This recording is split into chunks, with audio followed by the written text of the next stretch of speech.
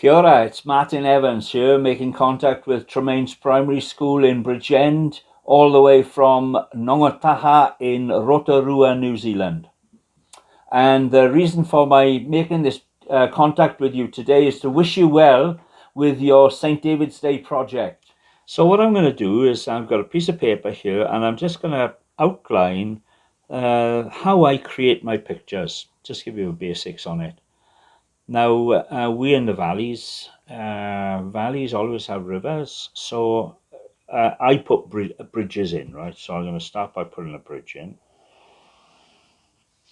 And, you know, bridges take different forms, but I'll make it look a bit like this, posh like that, look. Bit of a Roman bridge. And underneath here, you've got some water running, that's important. And like Avon Dar. That's the river there. There's a bridge. Okay, I'm going to put a couple of buildings on. Let's put a big building on. Let's say it's a local rugby club, right? And it'll have a big front door, windows, some upstairs.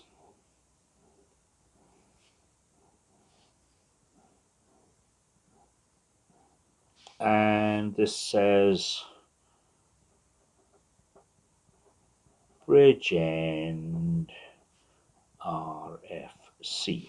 Let's imagine that.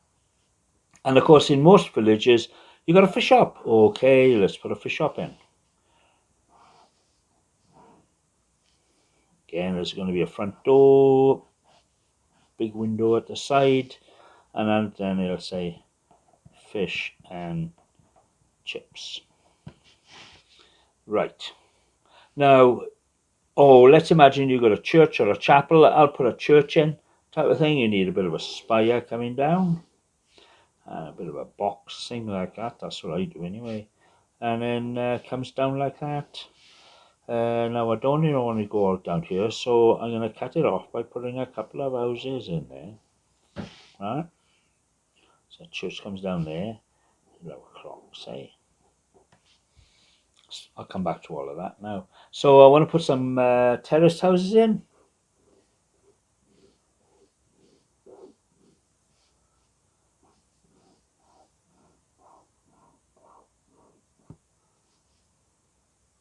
So I'll give it a bit of a 3D effect, if that's the right way of saying it. I'll do it the same here.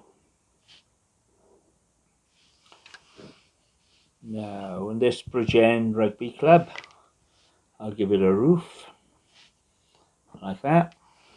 And the fish and chips, give that a roof. And maybe this is made out of brick, you know, that sort of thing.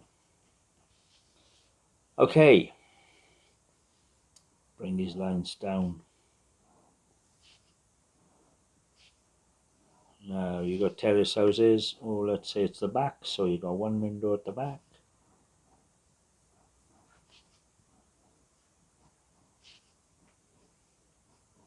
You can do that, you know what I mean? And then on the other side, you bring these down.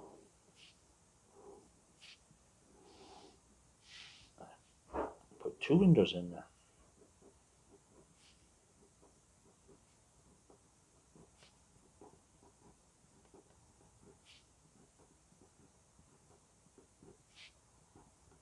Always got a thing on top.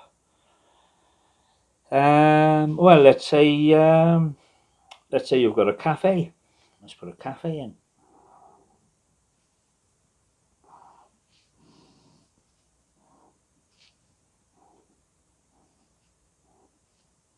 And it's called Joe's Diner. I put that in only because there's one of that name locally here in Rotorua. Or used to be anyway, Joe's Diner. So you got Joe's Diner, and again, I'll take his roof going that way. Maybe another couple of rows of terrace houses. I'm only doing this now to demonstrate what you can do, right?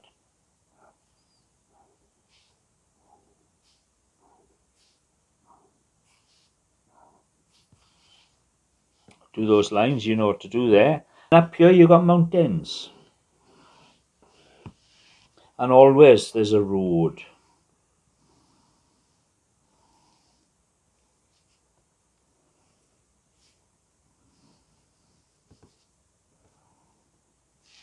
A couple of birds.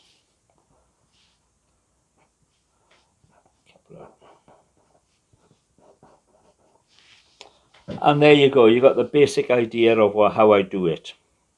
How's that? Finish this.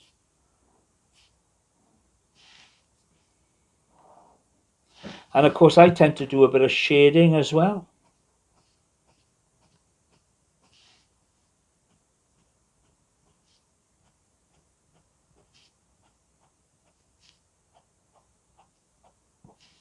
You got this church.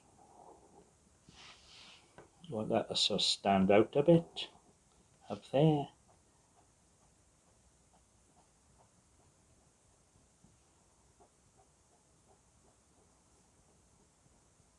How's that? There's your basic idea.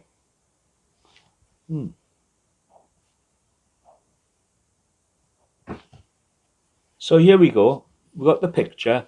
Now I'm going to show you how I do some colouring. So we'll start off with the pencils themselves. Like I tend to use big, chunky, thick pencils like this. You know, that I use a lot of those, but I also use these. These are thinner ones. And I mean, they come in all shapes and sizes. I know this is something I got the other day for something. Steedler pencils. The thing about the pencils is you want them to be waxy and full of colour. You know, and the wax has got to be soft. Okay, I'm going to continue then. So here we go. Now so I've talked about the pencils. That's important. You need sharpeners as well. That's a useful thing to have. And then I'm going to talk about how I would do this. So if I start just playing around, I'm never going to complete it in time, but I start off, the first principle is always put lighter colours on first. Right, always put lighter colours on first. Now I'm not going to colour it all, just going to give you the idea now.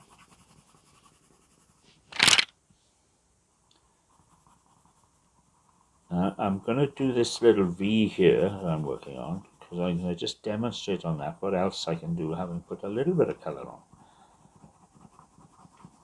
Now when you're putting colour on like this, you've got to think that eventually this colour is going to sink into the paper. Funny that, isn't it? When you come back to it the following day, you say it was not as bright as it was yesterday.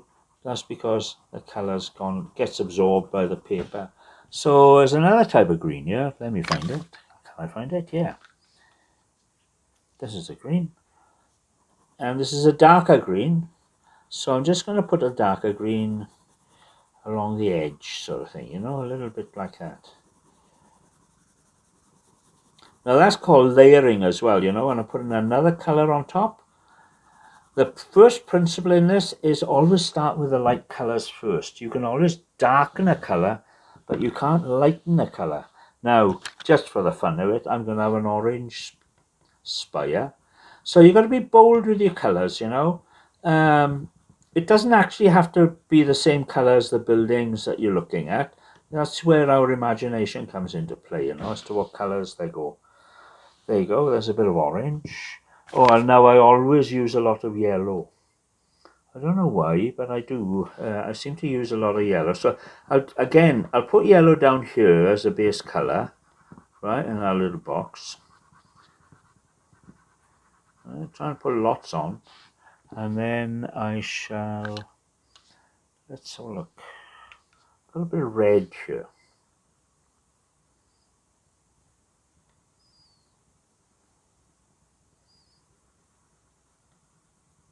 Just put a little edge there, that's all. Then, just because I can, because I've got the colours, I'll put a pink here. Hardly see it, can you?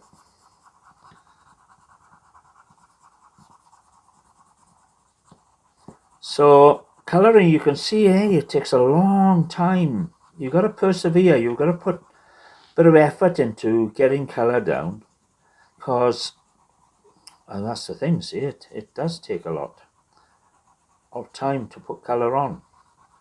And what it teaches you is perseverance, man. Because the underlying white paper, you don't want to be able to see any of that.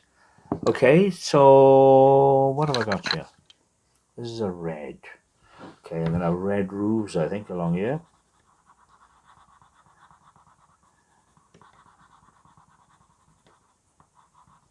The red. I'm only going to put a little bit on like that. Alright, and then I'm going to put a, I'm not sure what colour this is, something like a purple. I'll put a bit of purple on this one.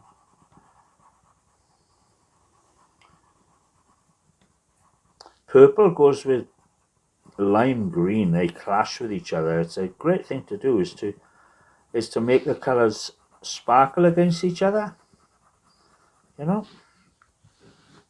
So there you go. What have I said to you? I think the first thing I'm saying is put the light colour on first. I'm also saying be bold with your colouring. It doesn't actually have to look like what it is in terms of colour, as long as you know what's in the picture like. It's also, you can't mess it up really, because you can always start again. I know the sort of thing that I do with pictures. If I were to draw a picture like this, I'd photocopy it, and I'd photocopy it, say 4 times, and then I'd colour it in different colours and see which one I like the best. So I've done that a little bit with this project here, if I can push that away. This is Rotorua trout with a Celtic twist. So that's one way of colouring it. Then see, somebody else is doing something and colouring the background as well. You can see the difference in it. Then there's another one, another colouring, different again. And one that's different again. And that's different again. And hello, that's different again. So I don't know which one of these is the better one or anything. They're all good as far as I'm concerned. It's up to other people who say, oh, I like this one the best. But I like them all. So, folks, I've given you a bit of an idea of the art of colouring. Now, you've got a project on, and your teacher has promised to send me pictures of your work. So I'm really looking forward to that.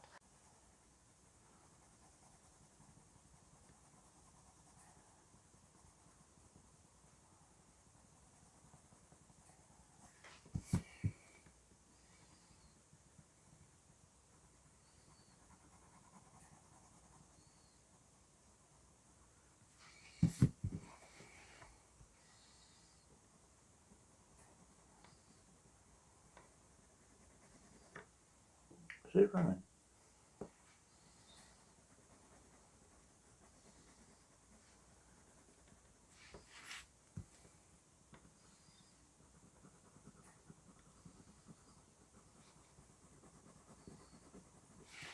So there you go. It's gone over the edges and things like that, but I don't worry about that. It's all about this business of layering. All right, I'll put a bit of this on, like that. And then here's a different pencil. It's still light green. Hey, look. Creates a different hue to it. Yeah. Quite good. And then when it comes to all these houses, of course I choose to colour everything in different colours. But I know I'm going to use a lot of yellow because I like the brightness. Makes me feel happy.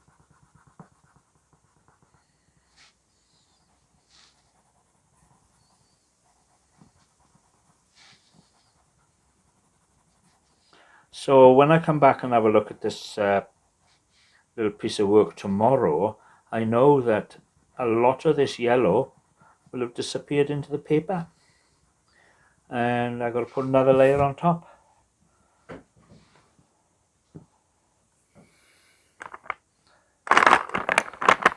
It's a different colour pink.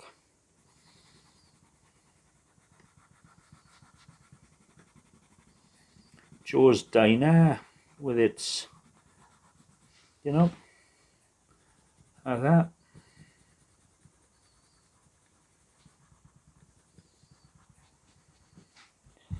And I could go on and on and on, but I'm not. I'm just going to go and show you what I would do eventually. Like I use a silver metallic pen. At the moment it's not running. Ah, there you go, it's coming through now.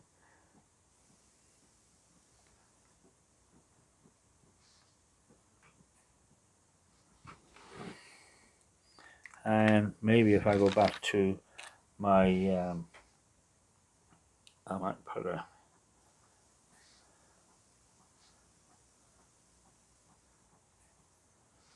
an edge to that fish up.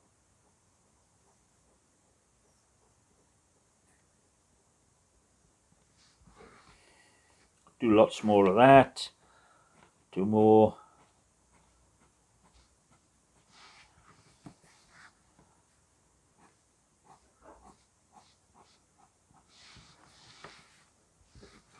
And the clock itself.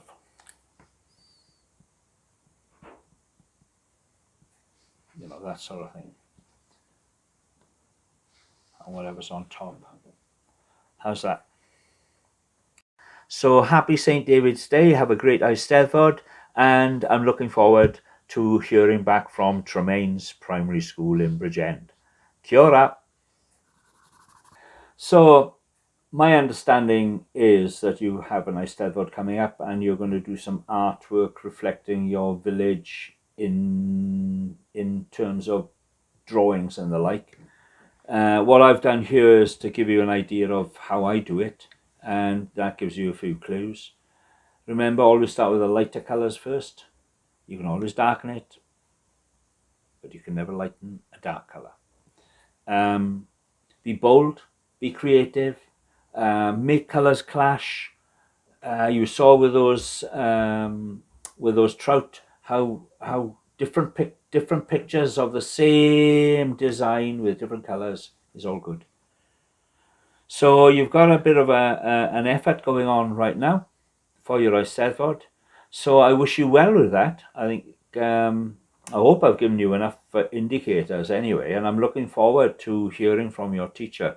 Now there's a bold lady, your teacher. She made contact with me and asked me if I would do this, and I said yes. Okay, enjoy the journey. Cheers now.